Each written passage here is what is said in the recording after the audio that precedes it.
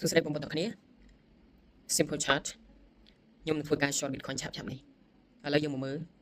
Bitcoin chart ទាំងអស់គ្នានៅ time frame 4ម៉ោង Bitcoin បាន reject តម្លៃនៅ 67300 ហើយវាដាំមកដល់ក្រោម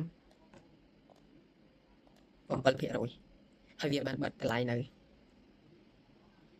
4ម៉ោង low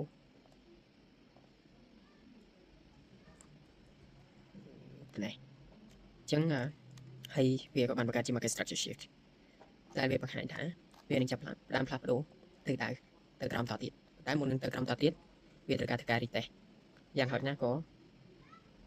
50% ប៉ុន្តែទៅនេះនៅ time frame 1ម៉ោងទៅនេះគឺជា zone ដែរ low បំផុតអញ្ចឹងខ្ញុំគិតថាវាអាចបច្ចុប្បន្ននៅ time frame 1ម៉ោងវា retest 50% តម្លៃហើយកន្លងនៅលើទៅមានអញ្ចឹងខ្ញុំគិតថាវាអាចនឹងមក retest នៅ time frame 4ម៉ោង 50% ពីពេលនេះទៅអាច4ម៉ោង 50% ហើយបង្ហាញតម្លៃ reject បង្កើតជា market structure shift នៅ time frame 5នាទីអញ្ចឹងខ្ញុំនឹងចាប់ផ្ដើមលក់ចុះក្រោមពីពេលនេះទៅហើយដាក់ stop loss នៅខាងលើបន្តិចហើយជាអាចទីនេះដើម្បីការពារអញ្ចឹងសំណួរសួរថាមូលហេតុអីខ្ញុំ short Bitcoin ទៅក្រោមទៀតដោយសារតែលើវាធ្លាក់ខ្លាំងហើយអញ្ចឹងបើសិនជាយើងមើលប្រវត្តិសាស្ត្រពីដើមមកងាយស្រួលយល់មែនតើយើងមើល time frame មួយថ្ងៃចា same scenario same story តាំងពីតម្លៃ all time high មក sweep liquidity តម្លៃ reject market structure shift retest 50% ធ្លាក់ build up liquidity ម្ដងទៀត market structure shift retest តិចធ្លាក់មកទៀត build up liquidity ម្ដងទៀត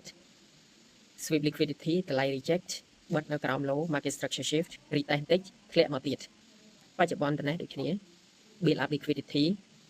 តម្លៃចាប់ផ្ដើម reject 4ម៉ោងយើង zoom in មក4ម៉ោងគ្នាតិចសិន build up liquidity តម្លៃ reject បិទក្រោម4ម៉ោងបង្កើត market structure shift អញ្ចឹងខ្ញុំរំពឹងថានេះវាអាច retest ទៅលើបន្តិចទៀតបើខ្ញុំ zoom in ទៅនឹង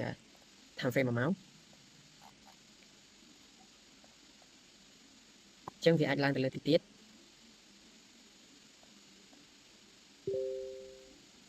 បើសិនជាមានសញ្ញា reject នៅ time frame 15នាទីបង្ហាញពី market structure shift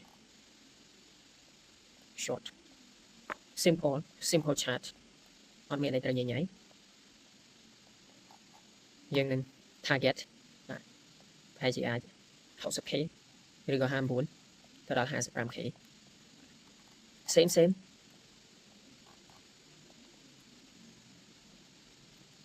អរគុណ